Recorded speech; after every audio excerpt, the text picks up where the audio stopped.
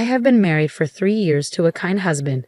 We were very close, but we didn't have any children yet.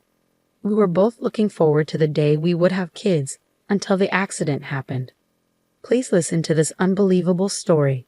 My husband was kind to everyone, not just me. My parents loved him too. I have a sister who is very focused on her career, and my husband got along with her as well. Suddenly, my husband's work got really busy. He started coming home late and even working on his days off. He was put in charge of a team and was always on his phone, talking to his team members. Looking back, people might have thought, "Isn't that suspicious?" But I didn't suspect anything. I just worried about his health. Then my sister, who lived alone, got a new job and needed to move. She wanted to buy new furniture, so I planned to take her shopping in my car. On the day we planned to go shopping, which was a Saturday, I got called into work by my boss. This was the only day off for my sister. As I thought about what to do, I realized that my husband also had the day off. My husband had been busy with work lately, but I decided to ask him to take my place. Seeing the trouble I was in, he agreed and said, "It's a bit awkward to go out with your sister alone, but it's fine. My car is being repaired, so can I borrow yours?" I was grateful for his help and went to my office to deal with the problem there. It was the first time my husband and my sister went out alone together. I wondered if they were doing well and if they had found the right furniture. When I finished handling the issue at work, it was already dark. I took out my cell phone to call my husband and sister for dinner. That's when I received a call from an unknown number. "Hello, am I speaking to John's family member?" a stranger asked. "Yes, I'm his wife," I replied. "This is the police. Your husband has been in an accident." The man who identified himself as a police officer informed me. He told me that the car my husband was driving had been in an accident and that both he and his female passenger were unconscious. I don't remember exactly what I did when I heard the news, but I rushed to the hospital. At the emergency reception, I gave them my name and was taken to the ICU. Through the glass window, I could see my husband connected to various tubes and wrapped in bandages. I was very worried about what would happen to him. My mother, who lived far away, arrived later, and we spent a worried night together. During this time, the police told us more about the accident. They said John had been driving on a road with clear visibility when a car ran a red light and hit him. The other driver was seriously injured and was also being treated at the same hospital. However, the driver said that John's car had been moving strangely before the accident. The police were investigating whether my husband had fallen asleep at the wheel. Within a few days, my husband and sister regained consciousness, and the doctors did some tests. My mother and I were called in to hear the results. The doctors told us that although they would survive, they would likely have some kind of disability. Despite this, my mother and I were happy they were alive and hoped they would improve with rehabilitation. We didn't tell them about the possible disabilities. My mother and I only shared positive news and took care of them.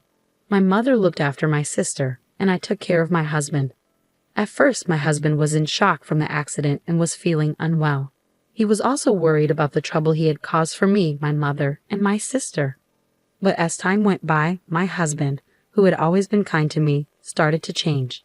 He became frustrated with his leg that didn't move easily, the hospital treatment, and the fact that he had to quit his job.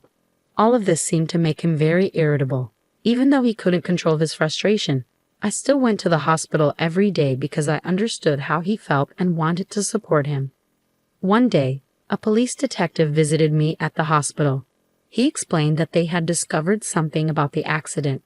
It appeared that there had been a brake oil leak in my car, which was involved in the crash. This issue could have led to an accident at any time, possibly explaining why the car behaved strangely before the crash. The woman who collided with us was also in bad condition. Her mother came to apologize, and it was the first time I met her.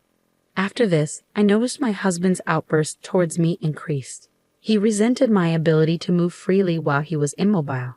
He also seemed irritated when I could only visit briefly due to my work commitments. He began giving me orders and directing his frustrations at me if I didn't meet his expectations. He threw things and complained about his hospital room, even objecting when I went out to get my own lunch. His demands became more unreasonable over time. I sympathized with his situation, but I had to work to support us financially and handle numerous responsibilities like liaising with the police and managing hospital communications. I barely had time to catch my breath. My husband's behavior became increasingly intolerable, and I felt trapped. My sister seemed to be struggling similarly, and my mother grew more exhausted by the day. I heard that my sister's demands on our mother, who wasn't employed, were becoming overwhelming as well. When I couldn't make it to the hospital, both my husband and sister seemed to have learned about the possibility of remaining paralyzed despite rehabilitation. Then there was the revelation about my car's brake oil leak. My sister said, "Hey, I heard your car was leaking oil. You were responsible for maintaining it. Now I can't work or recover properly because of this. Mom seems upset, and your husband is in the same situation. You're now responsible for caring for both of us for the rest of your life." My sister's accusations caught me off guard. I called my mother, who explained that my sister had been struggling mentally for a while.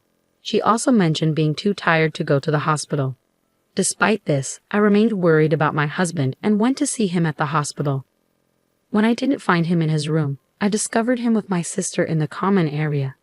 Visiting hours were almost over, and they were sitting together alone in the otherwise empty room.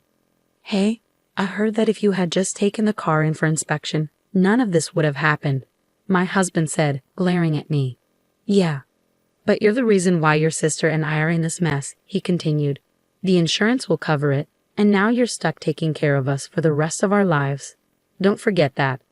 His words hit me hard, and something inside me snapped. "Since when did you two get so close?" I asked sharply. "What do you mean?" he replied defensively.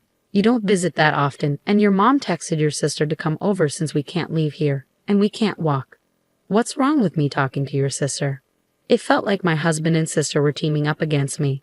"Sure," I retorted sarcastically. "You guys hadn't seen each other for ages before the accident, right?" "What are you talking about? I'm talking about you taking care of us." "You know that," my husband said, brushing off my question. My sister didn't even look at me but nodded along when my husband said that I would be caring for them both for the rest of their lives. I didn't expect a response, but I continued speaking, hoping they might understand my feelings. "I wonder if the person who hit your car is recovering now," I said. "How should I know? She crashed into us when the light was red. It's just unbelievable," my husband replied. "Yeah, it was terrifying. We definitely need to make sure we get compensation from her. And this happened right when I was about to get a promotion," my sister chimed in. If I didn't interrupt, they would just keep complaining, so I decided it was time to tell the truth. "There's something you both need to know," I began. "What is it?" my husband asked. "Firstly, I did have my car inspected before the accident," I revealed. "Did you? Then the dealership should be held accountable. They must have known about the brake oil leak," he responded. "I agree. So right after the accident, the police contacted me. They wanted to determine the cause and asked to check my dashcam footage. But that old dashcam doesn't record audio, and it only starts recording after an accident, so it wouldn't show anything useful," he argued. "I understand your concern. However, you weren't aware that I had recently installed a new dashcam," I disclosed. My sister looked up in surprise. "What?" she exclaimed. As the truth unfolded, my sister's face turned ashen. "I also installed an interior camera," I continued calmly. "Modern dashcams can start recording with even a slight jolt. The police have already reviewed the footage." My husband appeared bewildered, and my sister looked on the verge of collapsing. "You were hiding something, weren't you?" I confronted her directly. I don't understand," she stammered. "You tampered with the car." My husband started to panic. "How can you accuse my sister like that? You're talking to her as if she's your enemy." Suddenly, he fell silent, clearly shaken. I mentioned earlier that even a slight movement would trigger the recording. So many private moments between you two were captured. I was mortified when the police asked if it was my sister who was in the car with me. My husband turned pale. "You've been having an affair all this time. I trusted you completely." Caught in the middle, my husband began to shift blame onto my sister. Mary isn't the only one responsible here. At that moment, the mother of the woman who had crashed into my car arrived at the hospital room. I had invited her to come over. "Don't you have something to say to her?" I asked pointedly. My sister was caught off guard by the presence of the small, tearful woman. "Wait, who's this?" she asked, bewildered. "She's the mother of the woman who crashed into us. She should be taking responsibility for all of this," I clarified. My husband, who had been speaking, fell silent upon seeing a woman's tears. She's the mother of the woman who crashed into us. Her name is Alice, I added, hearing a woman's name. My husband turned pale, and my sister began to panic. What? Who is she? Do you know the woman who was driving? So they knew it was your car, and she crashed into it? My husband asked, clearly taken aback. Seeing my husband struggling, I decided to explain the situation to my sister.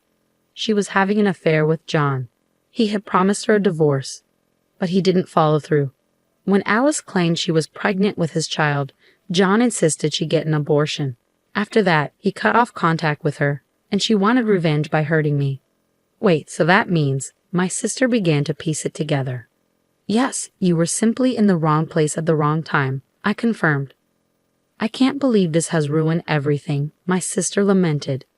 The truth is, crying or shoving won't change anything now, I said, pouring out my emotions. Now you both understand what happened. You had an affair behind my back, and Mary tried to harm me by tampering with the brake oil in my car. But she ended up in an accident herself. I'm the victim in all of this. I continued, I was willing to work things out and not divorce you if you showed remorse and came clean during your hospital stay. But you never indicated you were sorry. Instead, you treated me horribly. Remember how we drew up our divorce papers shortly after we got married? I never thought we'd use them, but I filed them today, so we're no longer married. Goodbye. Having said everything I needed to say, I left the dark and quiet hospital feeling a sense of liberation from the resentment that had been bottled up inside me. However, my mother was deeply shocked when she learned the truth. She not only grappled with my sister's infidelity, but also with the responsibility of caring for her physically disabled daughter alone. I ended all ties with John and Mary, but I couldn't abandon my mother to handle everything on her own. I reached out to the woman responsible for the accident, apologized, and arranged compensation for my sister, who was innocently involved. This eased my mother's burden. 2 years have passed since then. I am divorced from John and living independently. My close relationship with him had made our divorce surprising news for my colleagues. Subsequently, I noticed more men approaching me, perhaps because divorced women seemed appealing to them at that time. Despite this, thoughts of my ex-husband lingered, making it hard for me to consider dating again. Instead, I focused on advancing my career by studying for a certification exam and enrolling in an online business school after work. When I was married, I had never imagined pursuing such goals. Unlike my sister, who was dedicated to her career, I had never envied that path. Yet here I was naturally drawn to it. Life, I reflected, is unpredictable. Since then, my ex-husband moved back to his parents' house where he's facing criticism from his relatives for his behavior towards me. His mental state has deteriorated, and there have been reports of violent outbursts causing trouble for those around him.